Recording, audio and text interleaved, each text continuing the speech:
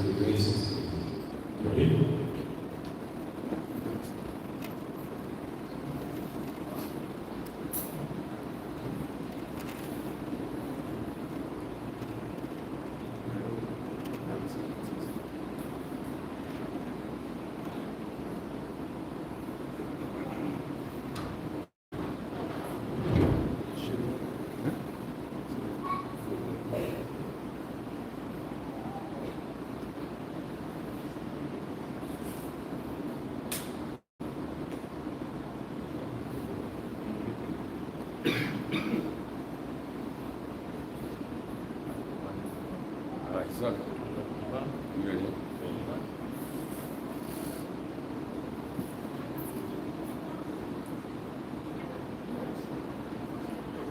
إن الحمد لله نحمده ونستعينه ونستغفره ونعوذ بالله من شرور أنفسنا ومن سيئات أعمالنا من يهده الله فلا مضل له ومن يضلل فلا هادي له وأشهد أن لا إله إلا الله وحده لا شريك له وأشهد أن محمدا عبده ورسوله يا أيها الذين آمنوا اتقوا الله حق تقاته ولا تموتن إلا وأنتم مسلمون يا أيها الناس اتقوا ربكم الذي خلقكم من نفس واحدة وخلق منها زوجها وبث منهما رجالا كثيرا ونساء واتقوا الله الذي تساءلون به والأرحام إن الله كان عليكم رقيبا يا أيها الذين آمنوا اتقوا الله وقولوا قولا سديدا يصلح لكم أعمالكم ويغفر لكم ذنوبكم ومن يطع الله ورسوله فقد فاز فوزا عظيما فإن خير الحديث كتاب الله وخير الهدي هدي محمد صلى الله عليه وسلم وشر الأمور محدثاتها فإن كل محدثة بدعة وكل بدعة ضلالة وكل ضلالة في النار أما بعد فلله الحمد today بإذن الله تعالى we will continue our lectures considering the topic طالب العلم and seeking knowledge and yesterday Al-Imam wa Imamidu Hafidahullah, he gave a lecture and he spoke about the ahamiyya and the importance of seeking knowledge and the fada'il and the virtues of seeking knowledge. From the things that were mentioned is from the adawat and the tools that a seeker of knowledge should have. And bearing in mind these topics, and after hearing what Allah Azza wa Jal has mentioned concerning the importance of seeking knowledge, and the Prophet Sallallahu Alaihi Wasallam has mentioned from the virtues and the merits of seeking knowledge, then what we are going to speak about tonight, or the topic tonight, is the حرص of the Sahaba or the Salaf في طلب العلم. The حرص of the Salaf or the Sahaba in terms of seeking knowledge, the zeal and the enthusiasm that the Salaf had when it came to seeking knowledge. And before we go into this topic, it is important for us to understand who are the Salaf. Who are the Salaf? Because if we want to speak about the hymns of the Salaf as it pertains to seeking knowledge, then we must understand man who are the Salaf. Allah Azza wa Jal, He mentions in the Quran, وَمَنْ يُشَاقِقِ الرَّسُولَ مِنْ بَعْدِ مَا تَبَيَّنَ لَهُ الْهُدَى وَيَتَّبِعْ غَيْرَ سَبِيلِ الْمُؤْمِنِينَ نُوَلِّهِ مَا تَوَلَّى وَنُصْلِهِ جَهَنَّمَ وَسَاءَتْ مَصِيرًا. Allah Azza wa Jal, He mentions that whoever contradicts or go against the way of the Prophet Sallallahu Alaihi Wasallam after clear truth has come to them. وَيَتَّبِعْ غَيْرَ سَبِيلِ الْمُؤْمِنِينَ, and they follow a way other than the believers. When this ayah was revealed, who the ayah was revealed considered? Who were with the Prophet sallallahu alaihi wasallam? Who was the believers at the time of the Prophet sallallahu alaihi wasallam when this ayah was revealed? As-Sahaba, the companions of the Prophet sallallahu alaihi wasallam. So whoever follows a way other than the Sahaba, نُوَلِّهِ مَا تَوَلَّى, we will leave them in the path that they have chosen, وَنُصْلِهِ جَهَنَّمَ وَسَاءَتْ مَصِيرًا, and we will throw them or fling them into the hellfire. What an evil abode. What an evil abode.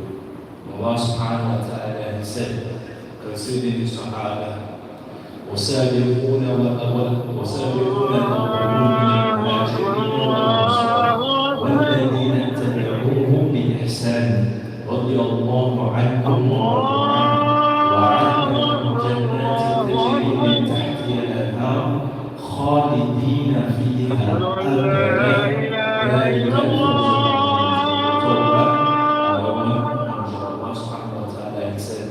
أشهد أن لا إله إلا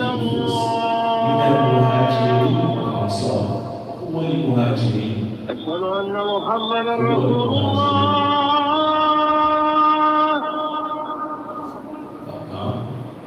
أشهد أن محمدا رسول الله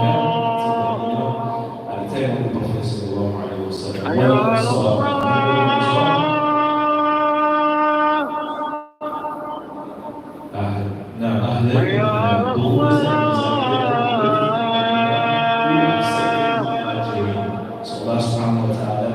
حي على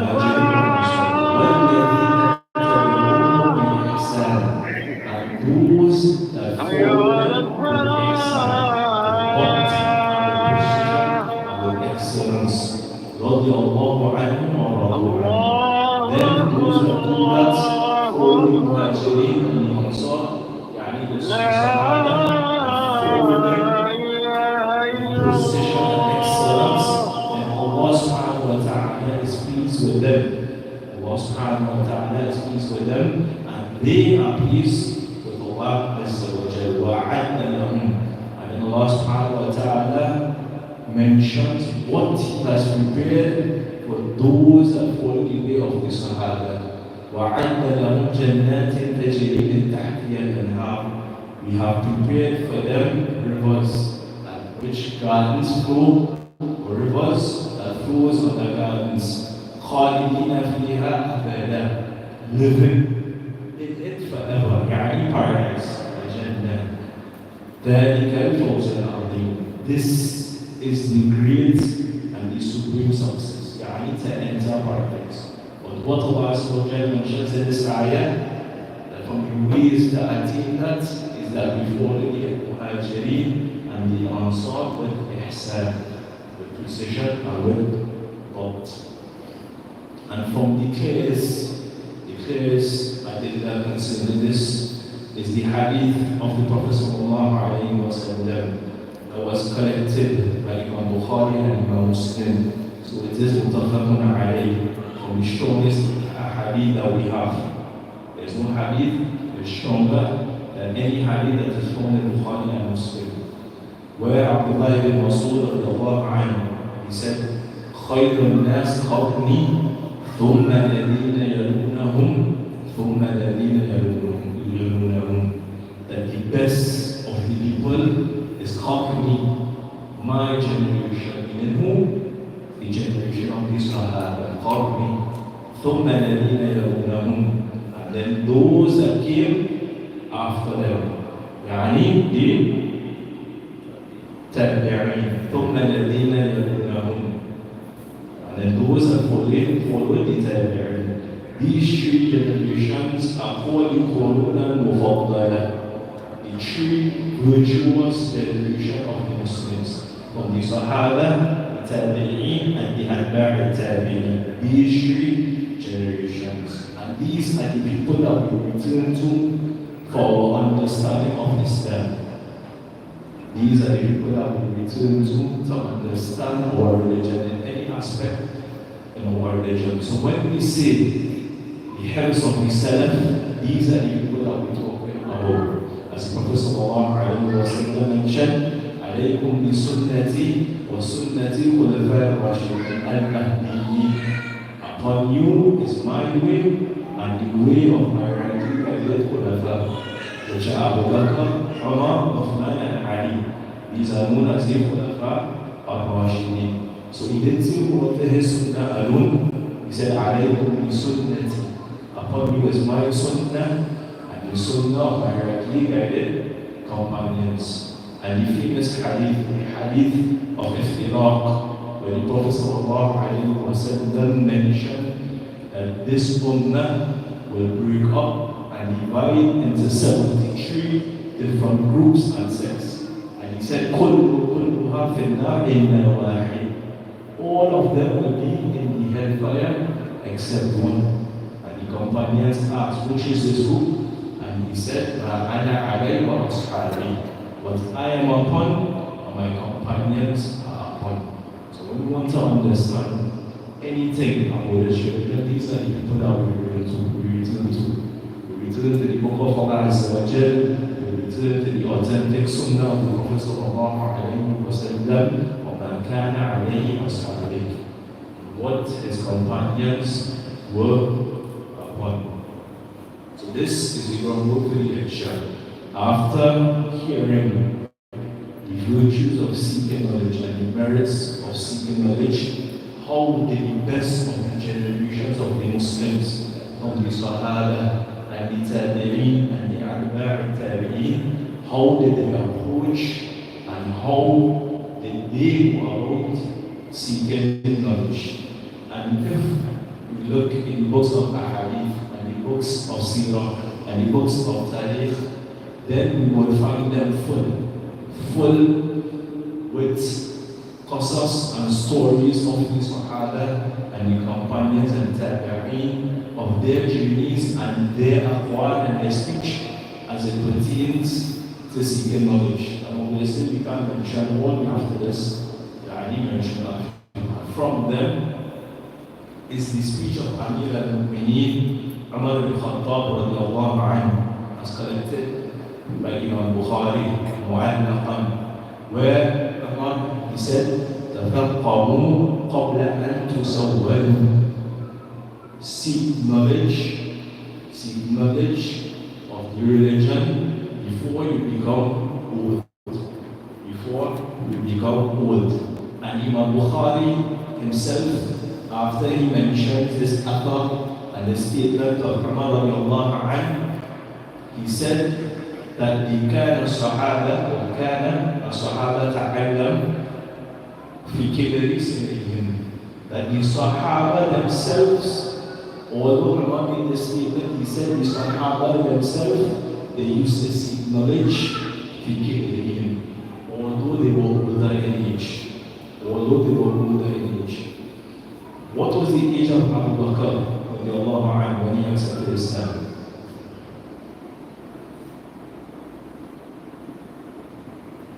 Anyone? Was he a shab? Was he young? In the 18 teenage years, 20s, 30s, 40s? He was in the 40s, Abu Bakr, when he accepted Islam, when he started to seek knowledge of Islam. As for Umar himself, who made this statement, he was in his 30s. So both of them, they had reached a certain age when they started to seek knowledge of Islam. And this was the case for many of the Sahaba,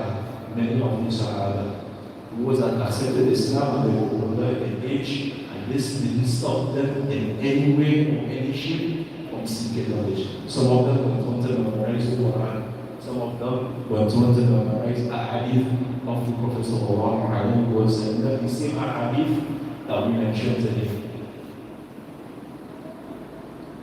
So from these statements, that was the statement of Umar ibn Khattab. Abdullah ibn Mas'ud radiallahu anhu, he said, إِنَّ الرَّجُلَ لا يولد عالما إن العلم بالتعلم. Abdullah ibn Masud, one of the most knowledgeable of the Sahaba, one of the most knowledgeable of the Sahaba, one of the ulama of the Sahaba, he said that a person, he is not born an alim. A person is not born as a scholar. إِنَّمَا الْعِلْمَ بِالتَّعَلُّمِ.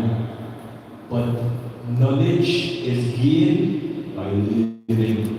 By learning and seeking knowledge. Nobody is born with the Quran in their chest. Nobody is born with the Sunnah in their chest. But for us to learn the Quran and memorize the Quran and implement the Quran and the Sunnah of the Prophet sallallahu alaihi wasallam, then we have to sit down and learn. We have to spend time learning and seeking knowledge of the religion of Islam. And he, Ibn Mas'ud, and this author was mentioned by Ibn Abi Shaybah in his book Al-Musannaf, where he said, Abdullah ibn Mas'ud, he said, عَلَيْكُمْ بِالْعِلْمِ قَبْلَ أَنْ يُخْبَرْ. Upon you is to seek knowledge before it is removed. And he said, فَإِنَّ أَحَدَكُمْ لَا يَدْرِي مَتَى يَفْتَقِرْ إِلَيْهِ. And after making this statement, that seek knowledge before it is removed. Now think about who made this statement and when it was given. This is Abdullah bin Mas'ud from the time of the Sahaba. He said to seek knowledge before it is removed. And he said that a person doesn't know when they will be in need of your knowledge. يفتقر إلى ما عنده. A person doesn't know when they will be in need of this knowledge. And when we hear these statements of the Sahaba, and when we hear these statements of the ulama, we always find that there is an asl in the book of Allah Azza wa Jal or in the Sunnah of the Prophet sallallahu alaihi wasallam.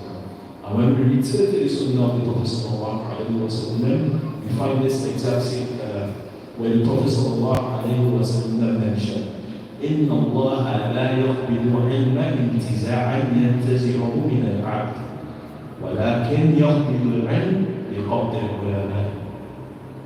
This is the statement of the Prophet sallallahu alaihi wasallam when he said, Allah subhanahu wa ta'ala will not remove knowledge from the face of the earth in one snatching from his face. ولكن, but he will remove knowledge.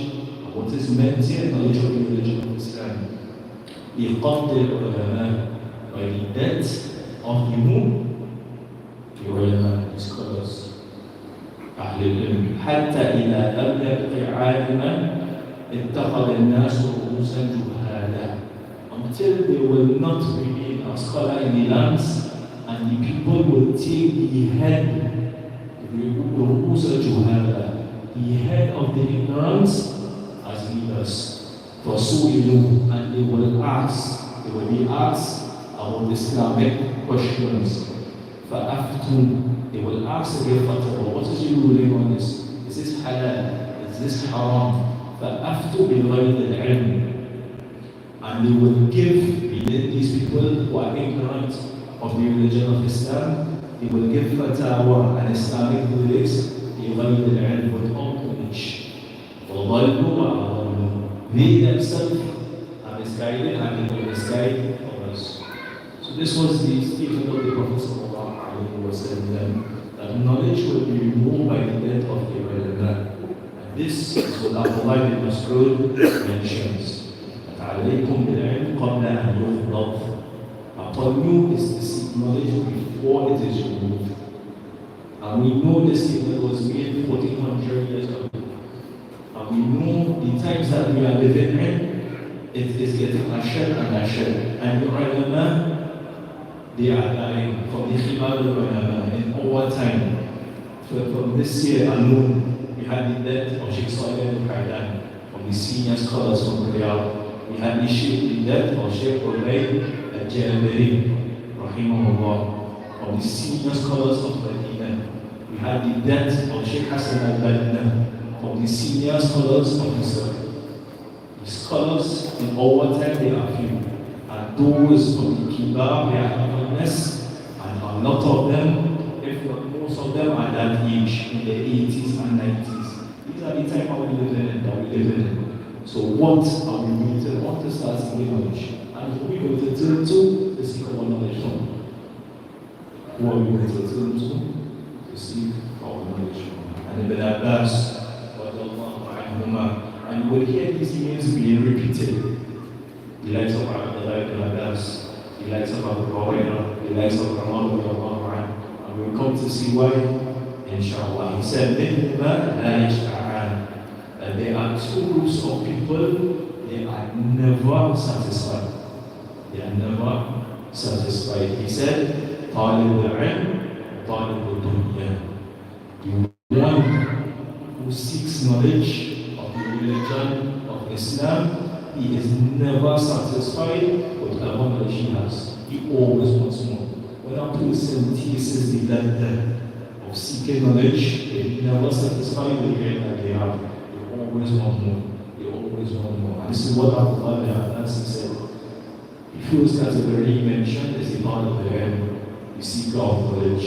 And the second one is part of the dunya. This is the case for majority of Sallallahu Alaihi Wasallam. That when a person they taste the dunya and the ladder of the dunya, then they want more, and they want more, and they want more. As for us, the ones who taste the sweetness of seeking knowledge, then then it doesn't suffice them. And when a person realizes or starts to seek knowledge, then they realize how ignorant they really are. And this is why you will find your ulama, they talk less than the ones that are jahil and ignorance. While the one who is jahil, he speaks and he speaks because of his lack of knowledge. But the alim, he knows how to speak, when to speak. And these are just some statements of the ulama of the Sahaba concerning knowledge and the likes. The last statement that we will mention is the statement of Imam Ahmad ibn Hanbal rahimahullah, who died in the year 274 Hijri, from the Imams of Ahl Sunnah wal Jama'ah. He said, حاجة الناس إلى العلم الشرعي أعظم من حاجتهم إلى الطعام والشراب. Imam Ahmad rahimahullah, he said that the necessity or the haja of mankind for ilm al-shar'i, religion, ilm of knowledge of the religion, it is greater من حاجتهم إلى الطعام والشراب. The necessity of having knowledge of the religion of Islam, it is greater than the need for ta'am al-sharab, food and drink. Food and drink. Why? لأن الرجل يحتاج إلى الطعام والشراب في اليوم مرة أو مرتين. He mentions that a person is in need of food, need and want. A person is in need of food maybe once or twice a day. Meaning if we eat once per day or twice, that is sufficient for us. Then it's sufficient for us to survive and to live. ولكن حاجتهم إلى العلم بعدم أنفاسهم. But their need for ilm of the religion of Islam is like every bread they take. It is like every bread they take. From the time that we wake up in the morning to the time that they go and sleep, there is no way that a Muslim can live their life according to the book of Allah Azza wa Jalla and the Sunnah of His Messenger alayhi salatu wasalam, except that we have knowledge. Except that we have knowledge. When we wake up, the adhkar as-salah, how are you going to live? You have to live. You have to pray. How are you going to pray? You have to learn to pray. Then some of us, we go to work and we are buying and selling. Kitab al-Buyu, the bag that has to do with buying and selling. How are you going to teach Arab? And we never learned the things that are permissible and things that are not permissible. Then after the Dhuhr, Maghrib, after the pray. Our hal our relations in our homes with our wives and our children, how we going to give them their rights when we don't know what are the rights that Allah subhanahu wa ta'ala has given them and placed upon us. The only way we can do these things is by having ilm of the religion of Islam. Ilm of the religion of Islam.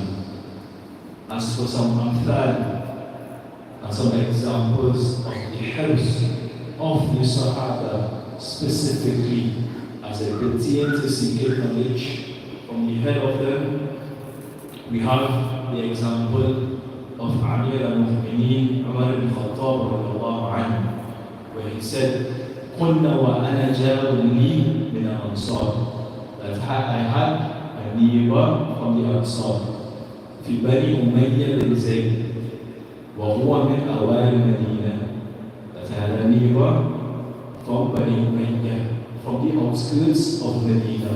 وكنا نتوابر النزول على رسول الله صلى الله عليه وسلم. And we used to take turns in visiting the Prophet صلى الله عليه وسلم. ينزل يوما وأنزل يوما. One day I will go with the Prophet صلى الله عليه وسلم, and the next day, the following day, the companion, the neighbor, they would go with the Prophet sallallahu alaihi wasallam. We did not. There were two of them, Umar and the other Sahaba. They had gardens that they used to go and tend to. Right? So one day, Umar would stay and look in the garden, while the other companion would go and stay with the Prophet sallallahu alaihi wasallam, and they would switch. The following day, Umar would go and visit the Prophet sallallahu alaihi wasallam, would stay with the Prophet sallallahu alaihi wasallam, come when other companion would stay and work in the garden. He said, فَإِذَا نَزَلَ جِئْتُهُ بِخَبَرٍ ذَلِكَ الْيَوْمِ مِنَ الْوَحْيِ وَغَيْرِهِ. And when Hijab, the other companion, would come back to the garden, he would inform him what the Prophet sallallahu alaihi wasallam received from revelation that day. وَإِذَا نَزَلَ فَعَلْ مِثْلَ ذَلِكَ. And when I visited the Prophet sallallahu alaihi wasallam, I will do exactly the same.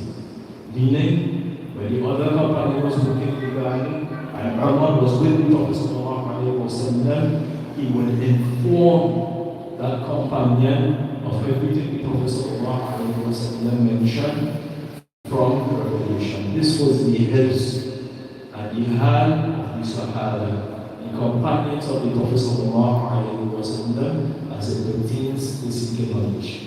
As it pertains to seeking knowledge. And this is Umar ibn Khattab, radiallahu anhu, Amir al-Mu'mineen, from the leaders of the believers, from the Ashara al-Ashirina al-Jannah, from the 10 companions that was specifically promised Jannah in one hadith, specifically. And this was his condition as it came to seeking knowledge from the Prophet sallallahu alaihi wasallam. Come hadith. How many hadith if we sit down with our lecture or read from the Kutub of Hadith, and now we have it in the palm of our hands. We can download apps and we have Kutub of Tis'a, 6 books of Hadith, 9 books of Hadith in our hands. The majority, or a large amount of the Hadith that the Prophet sallallahu alaihi wasallam mentioned in our hands. So we would days, weeks go by, and we would read one, not one. None of us are commercial. All of us are working and sharing programs. But what is our condition with the ahadith of the Prophet sallallahu alaihi wasallam? Some of us, the only time we will hear ahadith or ayah of the Quran is Yawm al-Jum'ah. Why? Because the entire week pass, we'll pick up the Quran, or we wouldn't listen to Aisha, or we wouldn't see knowledge anyway. We have Sahih al-Bukhari on the shelf like it does.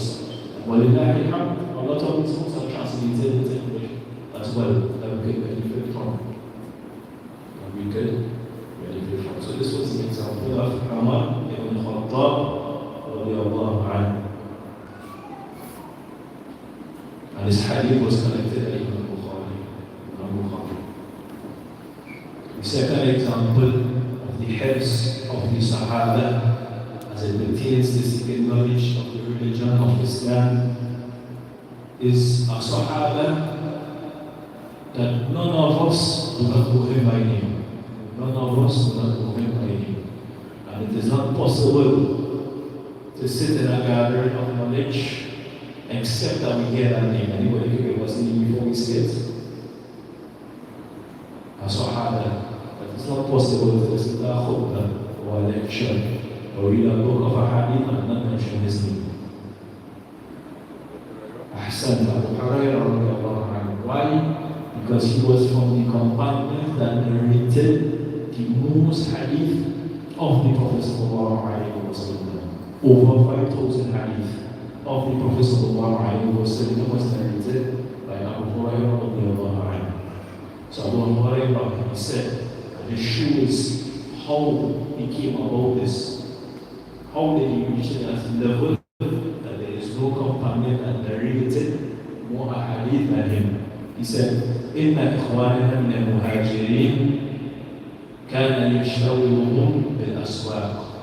That our brothers from the Muhajirin, they used to be busy in the markets. They used to be busy in the markets. وإن إخواننا من الأنصار كان يشتغلهم العمل في أموالهم. And our brothers from the Ansar, from Ahl al-Madinah, they used to be busy with their wealth. They used to be busy with the wealth. So the Muhajirin would go to the markets. As for the Ansar, they were busy with their wealth, from their banana and bakar and the likes. And he said, وَأَنَا أَبَا هُرَيْرَةَ. As for me, Abu Hurairah, كان يلزم رسول الله صلى الله عليه وسلم بشدة الطريق. As for me, or as for Abu Hurairah radiallahu anhu, I used to be with the Prophet sallallahu alayhi wa sallam all the time with an empty stomach. With an empty stomach. Yani nothing to eat, nothing to drink. But instead of going and busying himself in markets, and instead of busying himself with wealth, he used to stay and spend as much time with the Prophet sallallahu alayhi wa sallam as possible, even though he had nothing to eat. And Abu Hurairah was from the poor of the Sahaba. He used to live in the masjid. There was a part of the masjid, the back, where the Prophet sallallahu alayhi wa sallam and all the poor of the companions still stayed and lived. And Abu Hurairah was from them. He was from them. And continues to say, وَيَحْضُرُونَ مَا لَا يَحْضُرُونَ. And I attend what you want to attend. Or I attended what you want to attend. Meaning, with the Prophet sallallahu alayhi wa sallam. وَيَحْفَظُ مَا لَا يَحْفَظُونَ. And I memorize from the Prophet sallallahu alayhi wa sallam what you ought to not memorize. And I memorize what you ought to not memorize. Yani, this was the condition of Abu Hurairah, and this is why he is from the companions that narrated the most hadith of the Prophet sallallahu alayhi wa sallam. While everybody else was busy with other things, Abu Hurairah busy himself with seeking knowledge directly from the Prophet sallallahu alayhi wa sallam. So this was the example of Abu Hurairah. And the Prophet sallallahu alayhi wa sallam himself attested to the house of Abu Hurairah. As he, radiallahu anhu, he said, قال يا رسول الله. Abu Hurairah, he is asking the Prophet sallallahu alayhi wa sallam, من أسعد الناس بشفاعة يوم القيامة. Who is most befitting of your intercession on Yawm al-Qiyamah, on the day of judgment? And the Prophet sallallahu alayhi wa sallam replied to Abu Hurairah, and he said, لقد ظننت يا أبا هريرة ألا يسألني عن هذا الحديث أحد أولا منك لما رأيت من حرصك على الحديث. Prophet sallallahu alayhi wa sallam, before answering Abu Hurairah, before answering the question I was asked, he said to him, he said, I did not think for 1 second that nobody else will ask me concerning this hadith other than you. Other than you. Why? لما رأيت من حرصك على الحديث. What I see from you of having حرص and enthusiasm and zeal to listen to a hadith. يعني Prophet sallallahu alayhi wa sallam himself attested to the zeal and the حرص and the enthusiasm that Abu Hurairah radiallahu anhu had for seeking knowledge. And we learned yesterday from the virtues and the merits of seeking knowledge, as Allah Azza wa Jalla raises people يرفع الله الذين آمنوا والذين أوتوا العلم درجات. That Allah subhanahu wa ta'ala raises in rank those that believe and those that were given darajat, levels. And Shaykh Muhammad bin Sawabi al-Uthaymeen in his book Kitab al-Ilm, he mentions ala hasab amalihim, that Allah subhanahu wa ta'ala raises those that believe and those that are given knowledge depending upon how they act upon that knowledge, depending on how they act upon their knowledge. Again, this shows the helps of the Sahaba when it came to speaking knowledge. So Abu Hurairah, he was not from the Ashab al-Bashariya al-Jannah. He wasn't from the 10 companions that the Prophet sallallahu alayhi wa sallam specifically mentioned in that one hadith that will enter Jannah. But la shak wa la rayb, there's no doubt that Abu Hurairah is from the people of Jannah. Why? Because he was from the Sahaba. Allah subhanahu wa ta'ala mentions in the Quran that Allah subhanahu wa ta'ala has promised only Sahaba Jannah paradise. So he was from them that was guaranteed paradise. And this was his house when it came to seeking knowledge. Where are we from this? Where are we from this? Again, which one of us sitting here in this gathering has been promised paradise? None of us. Meaning what? Our heads, when it comes to seeking knowledge, should be ashamed because we are more in need. We are more in need of seeking knowledge than Alhamdulillah. So this was Abu Hurairah and that was Umar ibn Khattab. Third example that we will give is the example of Abdullah ibn Abbas. He said, لما توفي رسول الله صلى الله عليه وسلم قلت لرجل من الأنصار, that when the Prophet صلى الله عليه وسلم died, I said to a man from the Ansar, يا فلان وفلان هلم فنسأل أصحاب النبي صلى الله عليه وسلم. Let us go and ask the companions of the Prophet صلى الله عليه وسلم يعني about knowledge of the religion of Islam. And he said, or this person, he said to Abdullah ibn Abbas, فَإِنَّهُمْ الْيَوْمْ كَثِيرٌ وَعَجَبًا لَكَ يَا ابْنَ Abbas. He said, no, the Prophet ﷺ just died, and the Sahaba, they are plenty among us. Do you think that people are in need of you? You need no knowledge, and we have the next of Abu Bakr and Umar, Uthman and Ali in our presence, Aisha radiallahu anha in our presence. This is what the person from the Ansar said to Ibn Abbas. And he said, Ibn Abbas, he left that person. He left that person and he went and he sat with Kibar al-Sahaba, for the head of the Sahaba and companions, the most knowledgeable from them. And then he said, a period of time passed. And he said, that person that I asked us to sit down and seek knowledge from the Kibar al-Sahaba, the most knowledgeable of the Sahaba, he said, I saw that person. And when I saw him after some years had passed, قَدْ ذَهَبَ أَصْحَابِ رَسُولِ sallallahu that many of the companions of the Prophet sallallahu had died after I saw this person. And he said to me, كنت أعقل مني يا ابن Abbas.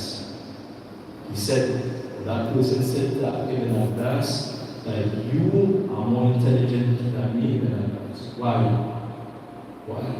because you saw the need to go and sit and take knowledge from the senior of the companions. While I was thinking, they have a lot of moments, not every to do that right now. But because you did, and the after many, then it shows that you were more intelligent than me. And at this time, that Ibn Abbas was a young boy. He was a young boy.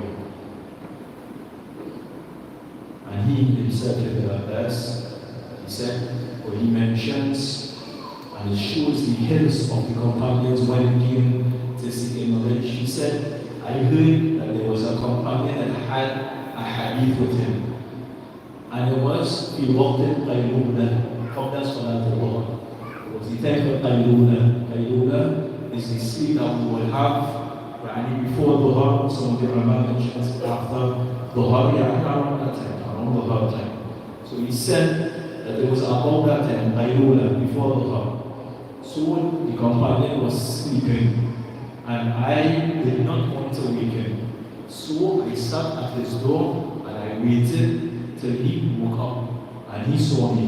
So when the companion saw him, that verse, waited by the door, he went out and he said, Ya ibn Am, Rasulullah sallallahu alayhi wa sallam, Ma ja'alik, halla arsalta ilayya fa'atik. So this person, he said that in that verse, why are you waiting here? Why you didn't send someone and I would have come to you? And I will have come to you. And Ibn Abbas, he said, that أنا أحق أن آتيك. He said that it is more befitting that I come to you. Why? فأسأل عن حديث. Because I came to ask you concerning a hadith of the Prophet sallallahu alaihi wasallam. Some of us might appreciate this, or we learn this, or we see some of this. We study here, we study English here. So people have to come to me to seek knowledge. People have to come to me to seek knowledge. As for Ibn Abbas, he saw the need to go and sit and wait on that Sahaba until that Sahaba came out to ask him concerning one hadith. One hadith. One hadith. And the last statement of Ibn Abbas, he said, لما فتحت الميدان وأقبل الناس على الدنيا أقبلت على عمر رضي الله عنه. He said that when Islam started spreading and people turned towards the dunya, and they started becoming involved in this worldly life, أقبلت على عمر رضي الله عنه. I turned to Umar رضي الله عنه. يعني that I returned, I started spending as much time with Umar لكي يستفيد من علمه, so I could have benefited from his knowledge. From his knowledge. This was the hal, and this was the condition of the Khairul Qurun, the best generation of the Muslims, meaning the Sahaba. This was just some minute examples, just a few examples. And the biographies of the Sahaba, the entire books, encyclopedia sets written on this topic of examples of the companion and how companions and how they took, or how serious they took seeking knowledge. Seeking knowledge. So these were the companions. But we mentioned that from these generations of the Qurun al-Mufaddala was also the Tabi'in and Atba'i Tabi'in.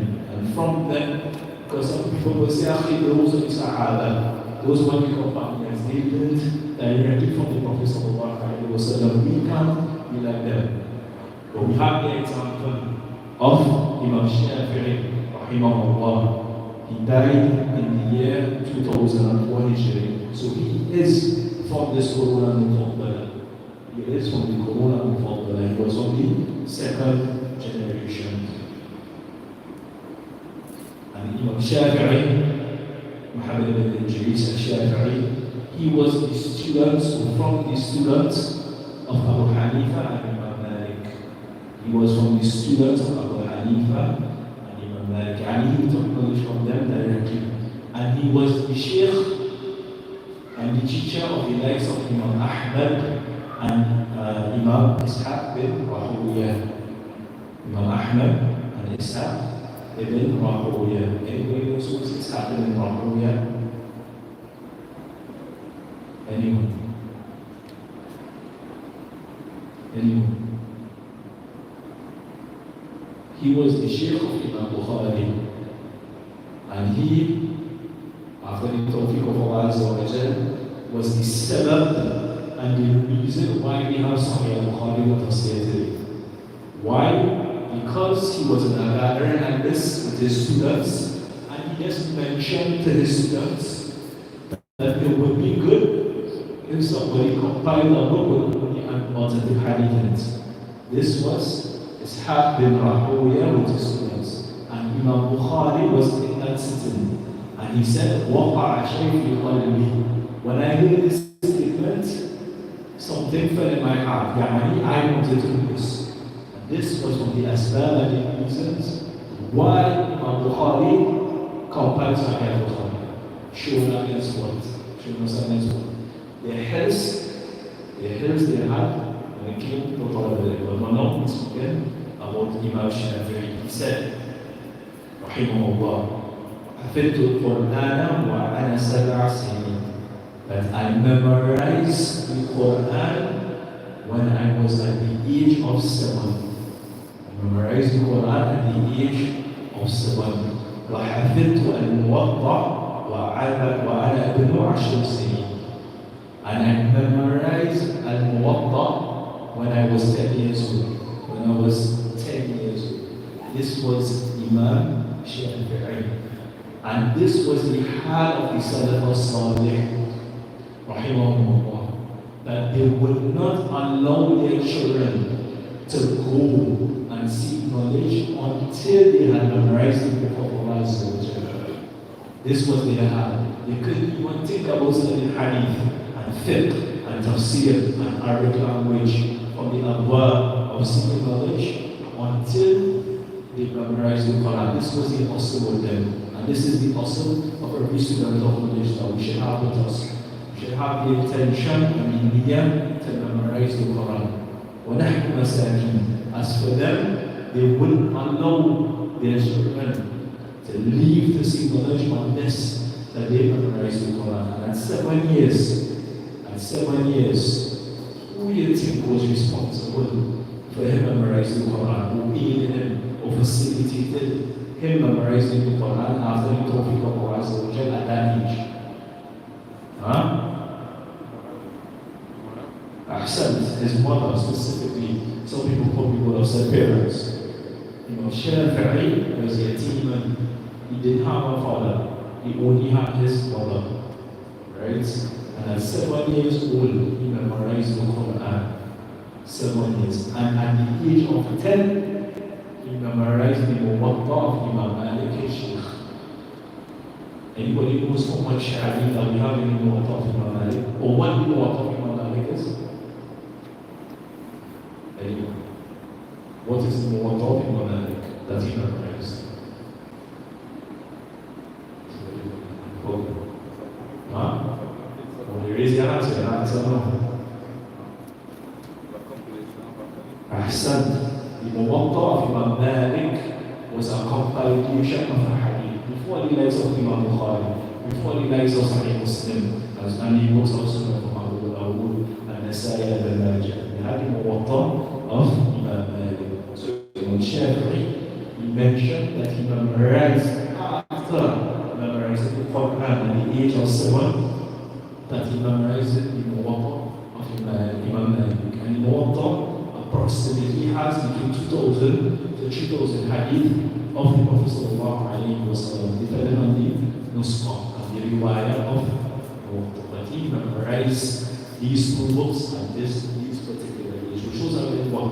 It shows the type of helps they had and the importance they placed upon seeking knowledge of Islam.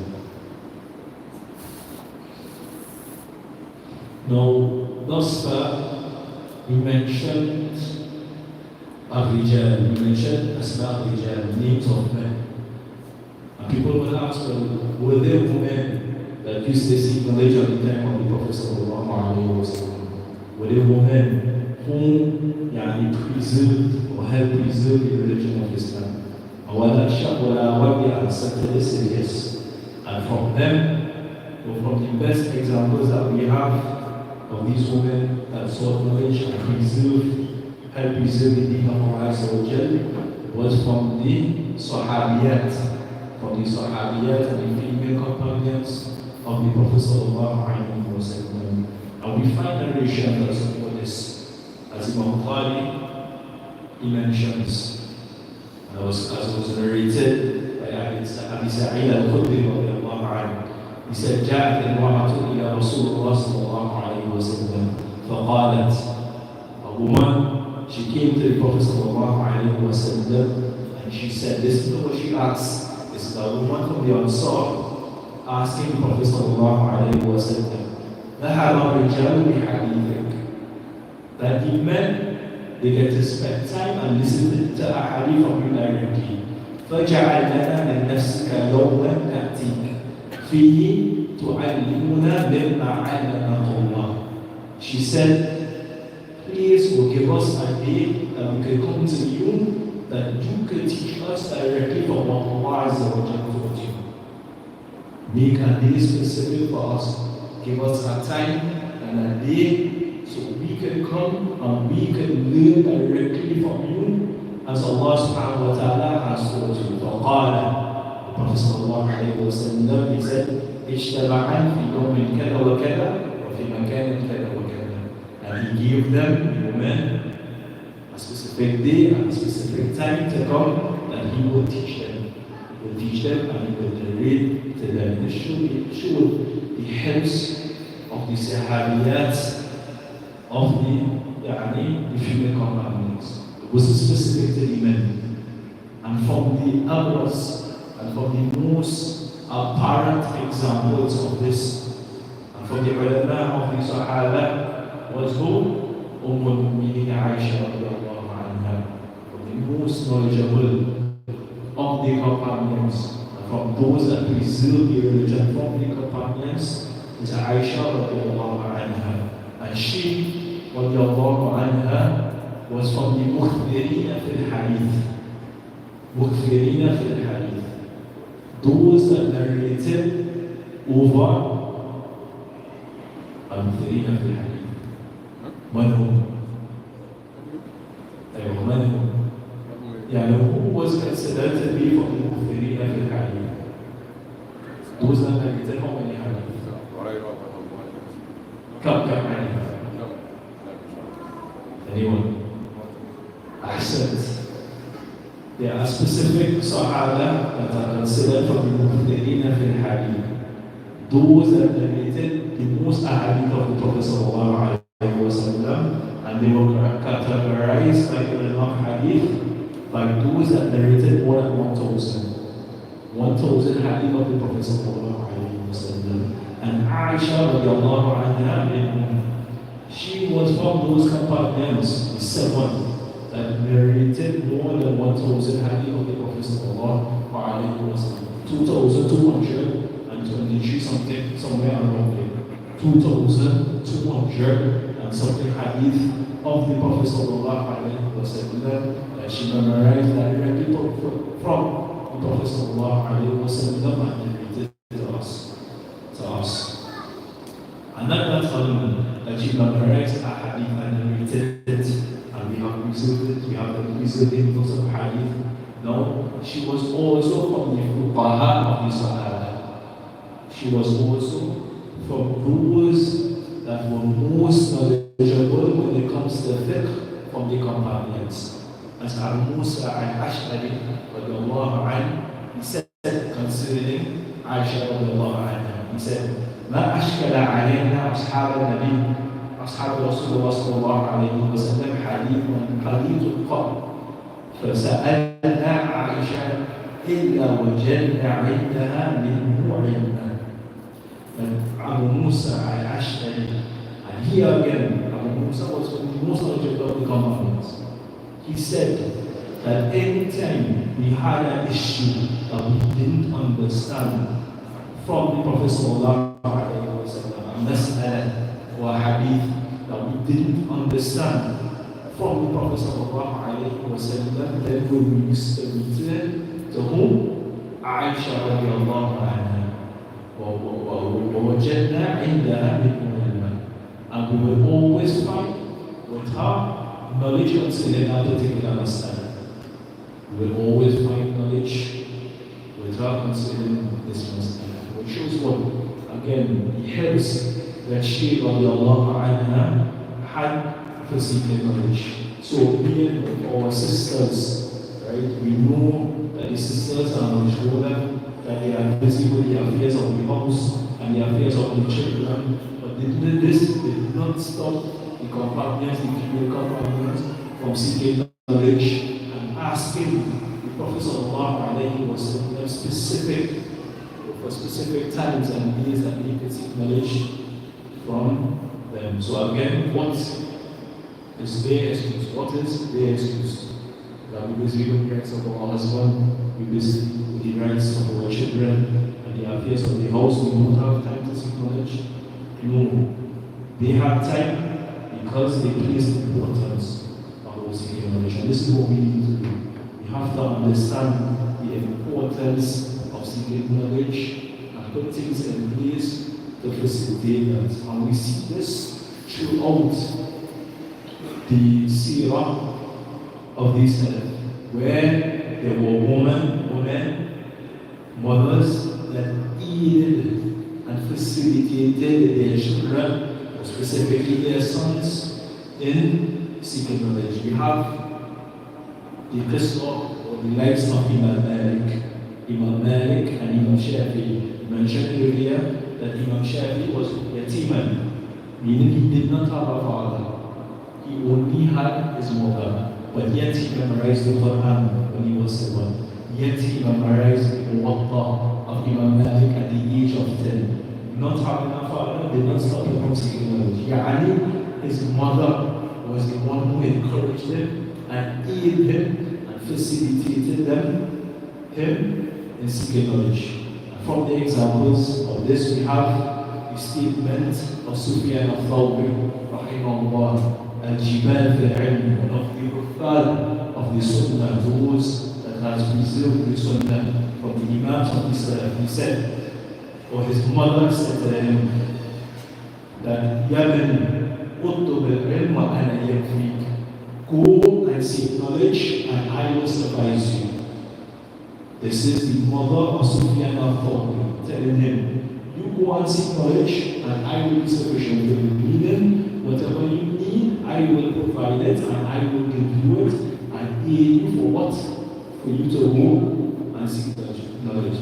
فإذا كتبت 10 أحرف فانظر هل ترى من نفسك زائلا. And look, anytime you write, listen to what you do. Anytime you write 10 letters, look at it and see if this is beneficial. If this knowledge that you will done, it is beneficial or it is not.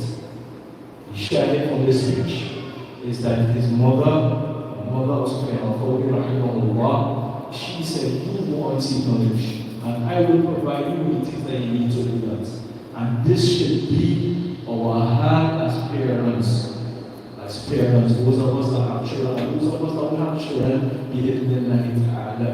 we should provide our children with the tools and the things they need and facilitate for them the tariq, the pathway to one seeking knowledge. And we heard yesterday the hadith of the Prophet sallallahu alaihi wasallam when he said, "Man salaqa tariqan yaltamisu bihi ilman, sahala Allahu lahu tariqan ila jannah."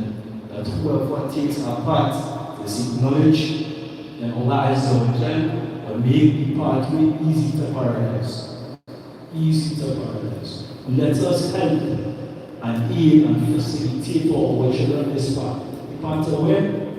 The path to paradise. We claim to love our children, but are we giving them tools to succeed in the hereafter?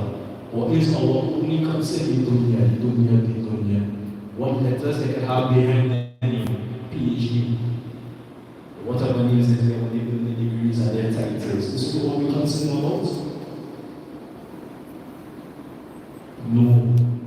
If we surely love our children, then we will prepare them for the day, or give them the tools to prepare them for the day when they stand before Allah Azza wa Jalla.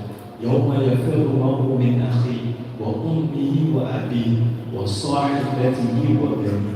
The day that a person will run from their mother and their father. وصاحبته وبنيه. His wife and his children. Every single of us, every single one of us will run from them. No matter how much we can tell of them in this world. يوم القيامة every man for himself. Every moment for himself. Nafsi, nafsi. They will run from their parents. They will run from our children. We will want to see them. Why? Because we will be concerned only about ourselves. What are we doing as parents that give them the tools for that? And this was Sufyan al-Thawri and his mother.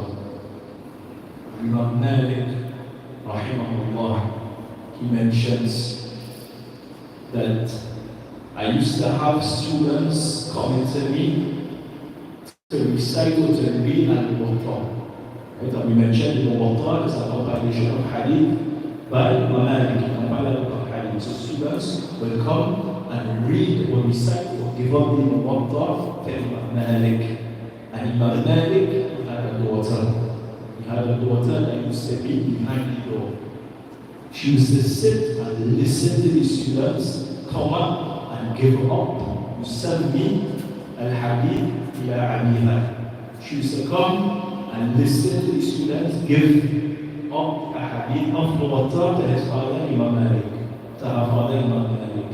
And anytime a student ghalat, anytime a student made a mistake or lahana, she would not give up to tell her father that person is making a mistake. What? In their giving up of their hadith. They made a mistake in the pronunciation of a letter, or the error of a letter, or the moving of the hadith. Which means what? She has to memorize the hadith. With that level of precision and thought, if a person wants to give it up and make a mistake, then she would point out to her father who was Imam Malik himself. That particular mistake. How did she get to this level? How did she get to this level? These are examples. Few examples. And the books again are full with the examples. We are not able to mention one. So these are just to mention some examples considering how we set up Salih, how they took and the importance they placed on seeking knowledge of the religion of Islam. And from the things that shows this house that they had concerning knowledge is something called al-rihlatu fi talab al-ilm. Al-rihlatu fi talab al-ilm. Allah Azza wa Jalla, He mentions in the Quran, فلولا نفر من كل فرقة منهم طائفة ليتفقهوا في الدين ولينذروا قومهم إذا رجعوا إليهم لعلهم يحذرون. Allah subhanahu wa ta'ala mentions in the Quran that there be a group or some from every ta'ifa, there be a party from every single group يتفقهوا في الدين, those that learn and understand the religion of Allah Azza wa Jalla. وَلِيُنْذِرُوا قَوْمَهُمْ إِذَا رَجَعُوا إِلَيْهِمْ. And when these people go out and travel to seek knowledge, and they have attained that knowledge, and they have some understanding of the religion, then they come back and they warn and teach their peers and their companions that Allahum yahdurun. And perhaps that there will be a benefit and a warning for them. And this is an asl and a foundation of all of them. That a person has to go out and traveled to seek knowledge. As Ibn Abbas did. He didn't let the person, the Sahaba, come to him. He went to his door and he asked him to consider the hadith. He said, it is not befitting that you come to me. I will come to you. And this is the keys of knowledge. You can't sit in our homes. You can't sit, and specifically for the men, the rijal. You can't sit in our homes and think that we want to attain any knowledge. You can't sit on online and think that we want to attain knowledge. The hustle of Talib al-Ilm, especially for the rijal, is a regular to Talib al-Ilm, is to go out and seek knowledge. And specifically go out and seek knowledge in the lands of the ulama, where the ulama are. This is the hustle. You want to seek knowledge, then travel to the lands where the ulama are. Allah Azza wa Jalla mentions in the Quran, فَاسْأَلُوا أَهْلَ الذِّكْرِ إِن كُنتُمْ لَا تَعْلَمُونَ. To ask the people of knowledge if you do not know. And who are the people of knowledge? The ulama. These are the people that we should be taking our knowledge from. These are the people that we should be giving our ears to. But again, to do that, we have to do something that is already there. And as Allah subhanahu wa ta'ala mentions in the ayah, that let there be a rule for every community that goes out and seek knowledge. And it seems that when they come back and they have that understanding, then they warn the people that perhaps they will benefit from it. قال إياه رحمه الله, he said, فهذا أصل وجوب طلب العلم. That this ayah, it is a foundation that it is compulsory to seek knowledge. والرحلة في طلب السنة. And this ayah, it is a proof that it is compulsory to go out and travel to the lands of the ulama to seek knowledge. To seek knowledge. Khatib al-Baghdadi rahimahullah, he mentions in his book that أن يزيد بن هارون, that Yazid bin Harun قال لحماد بن يزيد, he said, Yazid bin Harun, he said to Hamad bin Yazid, يا أبا إسماعيل هل ذكر الله عز وجل أصحاب الحديث في القرآن? Did Allah subhanahu wa ta'ala mention the people of hadith, the people of in the Quran, the people of Qala Allah wa Qala Rasul? What did Allah subhanahu wa ta'ala say? And what did the Prophet sallallahu alayhi wa sallam say? And he replied, and he said, أَلَمْ تَسْمَعْ إِلَىٰ قَوْلِ عَزَّ وَجَلَّ. Have you not heard the speech of Allah subhanahu wa ta'ala? يَتَفَقَّهُ فِي الدِّينِ وَلِيُنْذِرُ قَوْمَهُمْ إِذَا رَجَعُوا إِلَيْهِ. يعني he mentioned this same ayah. He mentioned this same ayah about that there be a group, a portion from every community, or every thought from a group of people that goes out and travels the lands and sit with the ulama and study and understand their religion and then come back and warn their people. He said this ayah, he said, فَأَحَادَ فِي مَنْ رَحَلَ فِي طَلَبِ الْعِلْمِ. That this ayah is for the one, or consider the one who travels to seek knowledge. ثُمَّ رَجَلَ إِلَىٰ وَرَائِهِمْ لَعَلَّهُمْ يُعَلِّمَهُمْ إِيَّاهُ. And then they return to those that they have back to what? To teach them. To teach them. But first, we have to remove ignorance from ourselves. Ignorance from ourselves. And then we return, and if Allah subhanahu wa ta'ala give us some level of understanding where we can benefit others, then we try our best to do that. So this is how the Sahaba and the companions of the Prophet sallallahu alaihi wasallam, this is what they did to seek knowledge. Now some people might say, well, they lived with the Prophet sallallahu alaihi wasallam. Why did they have to travel to seek knowledge?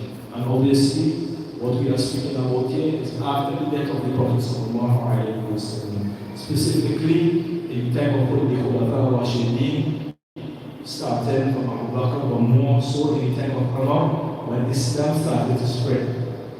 When Islam started to spread all over the world, the Hijaz, to Sham, to Misr, to Yemen, to Iraq, all these places, Islam started to spread. And Allah would send particular companions to these places to teach the people. And they used to, people they read it now, they used to have it. So obviously when they went to these places, what they took with them? The ilm that they had in their chest. The ilm that they took or they had In their chest. So Abdullah ibn Mas'ud,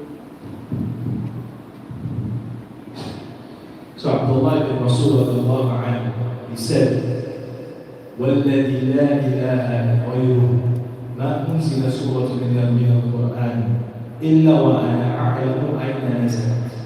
That there is no surah of the Quran. This is Abdullah ibn Mas'ud radiallahu anhu. He's saying that there is no surah of the Quran that was revealed except that I understood and I knew أين نزلت, when it was revealed. يعني was it revealed in Mecca? Was it revealed in Medina? Which part of Mecca? Which part of Medina? ولا أنزلت آية من الكتاب إلا وأنا أعلم في من نزلت. And there was no ayah that was revealed from the Quran except that I knew what it was revealed concerning. Yani what this ayah was revealed concerning. Yani asbab al-nuzul. Why was this ayah revealed? Concerning what particular topic? وَلَا أَعْلَمُ أَحَدًا أَعْلَمْ مِنِّي بِكِتَابِ اللَّهِ. And if I know that there is anyone more knowledgeable than me of the book of Allah Azza wa Jal, then I would have purchased an ibn and then a camel, and I would have ruled it to that person.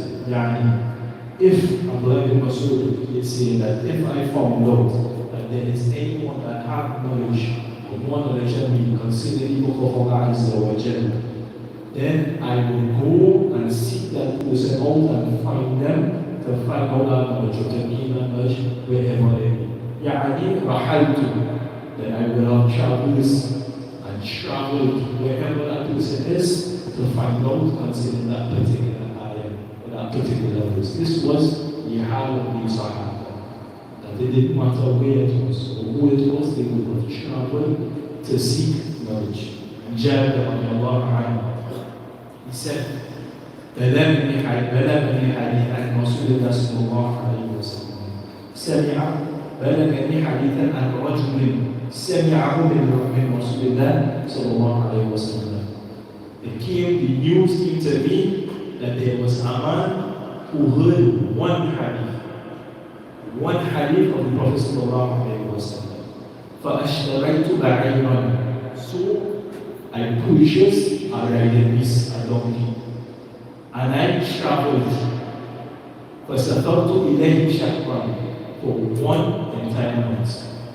He heard that one person had one hadith for him. And what did he do? And this is Jabir bin Abdullah. He said, I purchased a riding beast and I traveled for 1 month. Think about the time again that this was happening. Think about the conditions and the difficulties they had to go through in suffering traveling. For us, we are in the air condition. For us, we are choose meal, what you want to eat, when you want it, how you want it, tea, coffee. This is all condition you have to travel somewhere anyway, whether it be bus or plane. But as for them, you can imagine the difficulties and the trials that they would have gone through to see knowledge. So he is riding on a camel or a donkey for 1 month. فقدمت إليه الشام إلى الشام. So this is from Medina to Sham. Sham is from the area of Syria, Lebanon, Philistine. That area is considered Sham. Then from Medina to Sham on a donkey for 1 month. For what?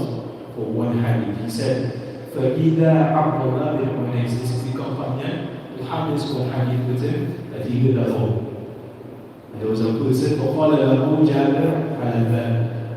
So someone said that Jabir is at the door. Abu Abdullah bin Unais. He said, Ibn Abdullah, He said, Na'am. So when Abdullah bin Unais heard that it was Jabir ibn Abdullah, he rushed to the door and they looked at each other. And he said, قلت حديثا بلغني عنك أنك سمعته من رسول الله صلى الله عليه وسلم في القصص.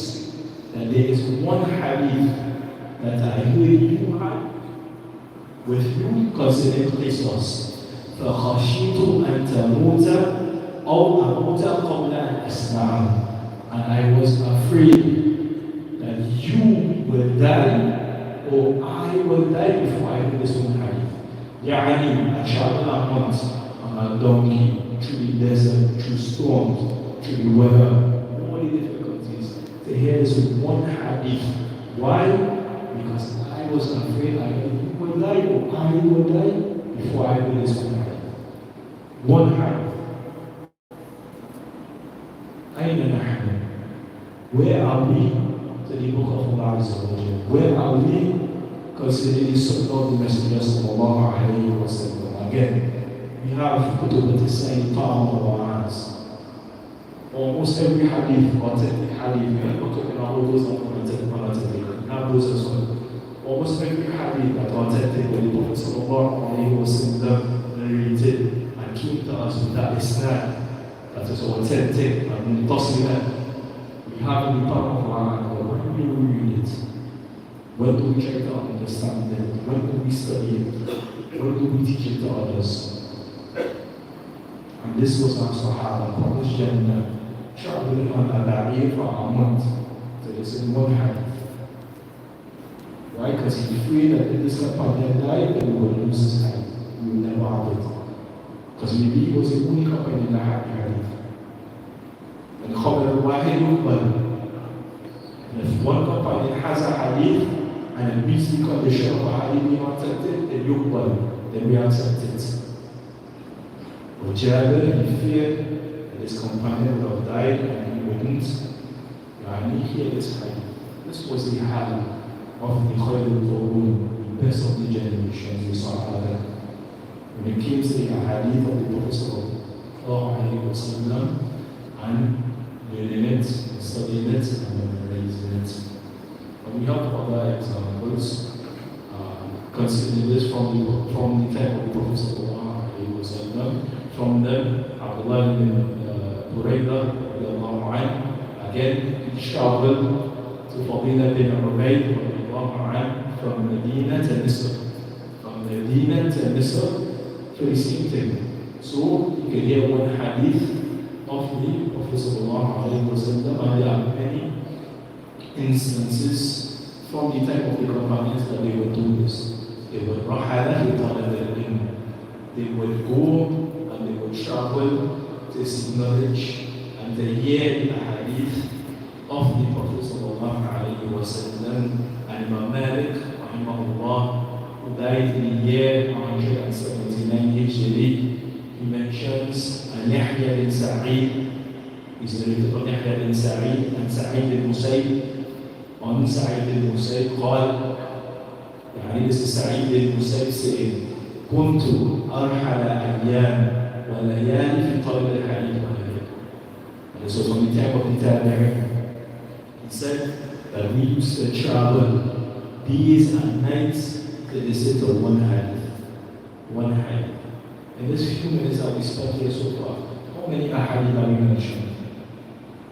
How many ahadith are we mentioned? And this was this hadith of the Tabi'in. They would travel days and nights again in that same type of condition and hadith. They hear one hadith of the Prophet sallallahu alayhi wa sallam. What excuse we have?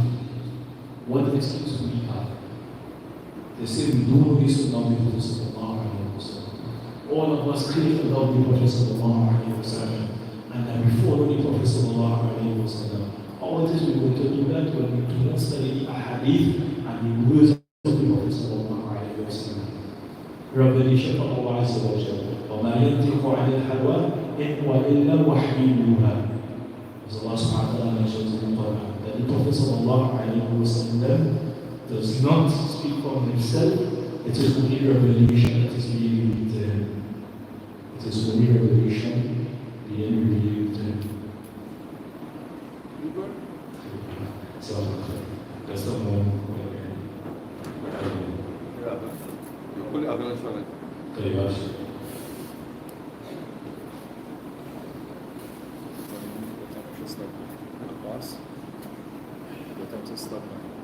Wait, okay, when you finish.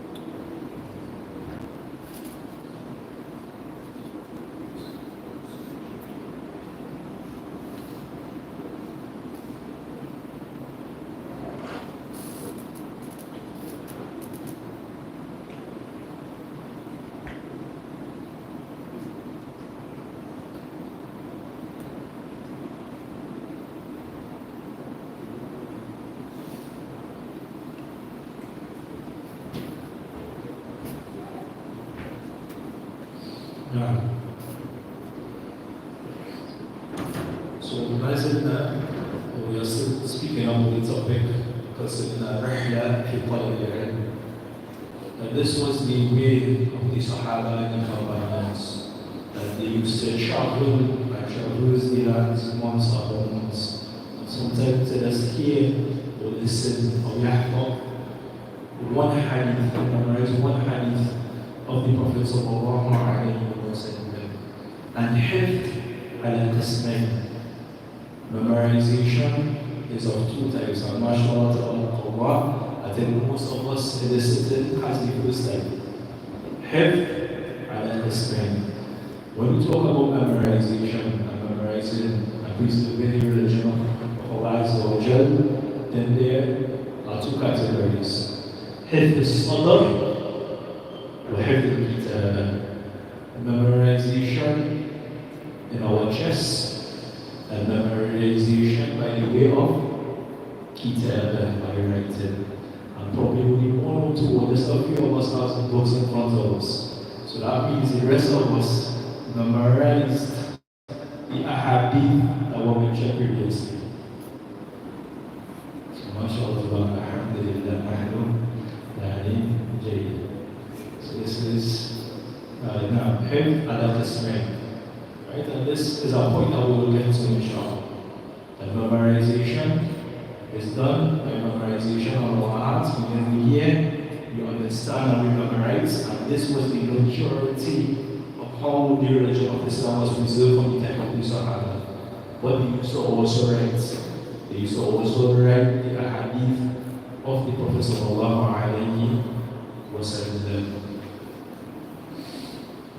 So from these amthila, or from these examples, where the Salaf Salih used to travel and traverse the lands to seek knowledge, is from a name that we mentioned many times, and many of us know, right? And he was raised again by Allah Azza wa Jal because of the ilm that he left back. قال حافظ ابن كثير. So Ibn Kathir is mentioned في ترجمة البخاري رحمه الله. So Ibn Kathir is mentioned in the biography of Imam Bukhari, concerning Imam Bukhari. He said, رحل يعني إلى البخاري إلى السائر مشاكل حديث البلدان. That Imam Bukhari, he traveled through all the lands visited the different mashayikh, the scholars of hadith.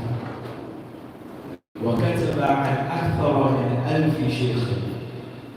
And Imam Bukhari wrote the ahadith, right along, the ahadith of the Prophet sallallahu alayhi wa sallam from over 1000 of his scholars and teachers of hadith.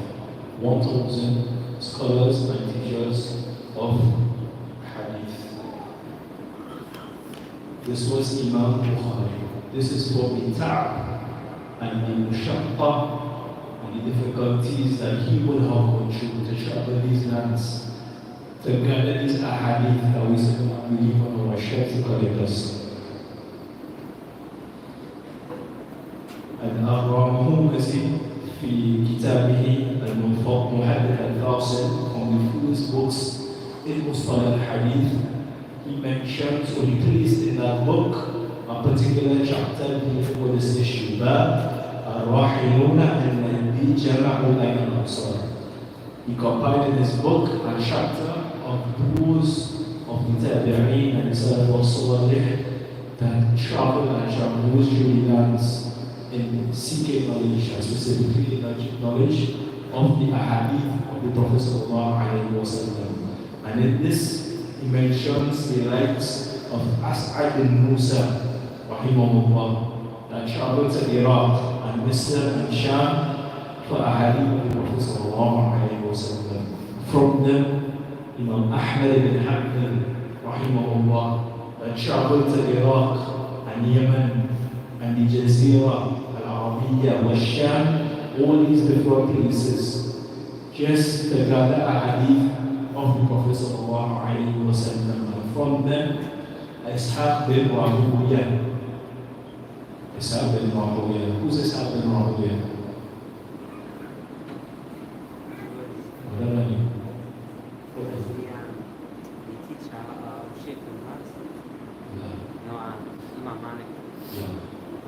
Ishaq bin Rahuya. And this كتابة العلم, the writing of knowledge, right? It's important for the student of knowledge to write. Or, I know the likes of these from the likes of Imam Bukhari, that they say, they say, hadith with the Islam and memorize it with the Islam, not making any mistakes when they are doing tasbih of the hadith. So Ishaq bin Rahuya, the Sheikh of Imam Bukhari, right? The one who gave the question or gave the suggestion to his students that somebody should gather a book in hadith that only have what's in the hadith that Imam Bukhari did. This was his Sheikh. Rahala ila Iraq wal Yemen wal Sham. Right? The same places. Yahya bin Ma'in, again one of the Imams of the Salaf. Rahala ila Iraq. Rahala ila Iraq wal Jazir wal Misr wal Sham. وأبو داود السجستاني from the scholars of hadith that we know. And we have the book Sunan Abi Dawud, Sunan of Abi Dawud, Jama' Bain al-Iraq wal-Hijaz wal-Misr wal-Sham. He would travel to all these different places months upon months to gather a hadith of the Prophet sallallahu alayhi wa sallam. What is our excuse? Or what excuse that we have for not being able to study the hadith of the Prophet sallallahu alayhi wa sallam?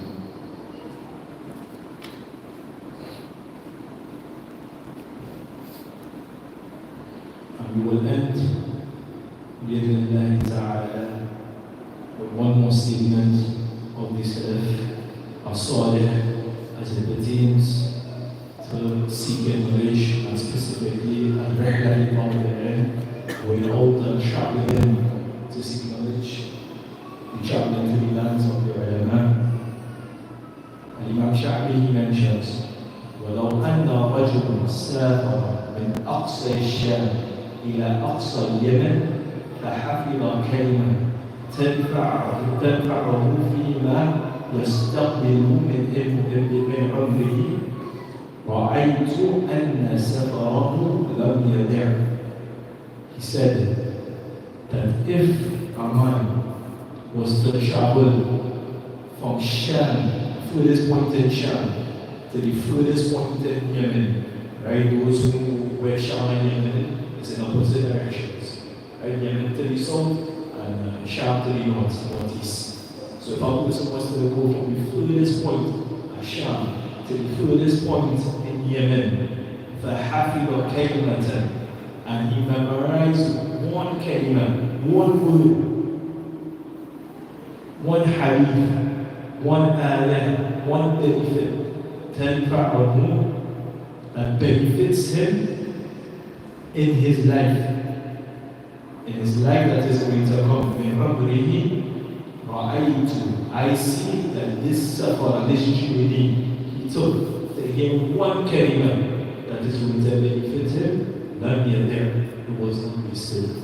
It was not wasted. How many of us, by listening to one hadith, or we heard one ayah, or we learned, or we heard, or we listened to one lecture, Allah subhanahu wa ta'ala trained us, or returned us to Islam, or guided us to Islam, or returned us to Istiqamah, and leaving off the dunya and shubhat and shahwat and ma'asi and disobedience of Allah Azza wa Jalla. And this was their hal, this was their condition, this was their health. This is how they understood the importance of seeking knowledge in Islam. So we stop here today بإذن ta'ala. بإذن ta'ala we will continue the lecture the next time. هذا وصلى الله على نبينا محمد وعلى آله وأصحابه أجمعين. السلام عليكم ورحمة الله وبركاته.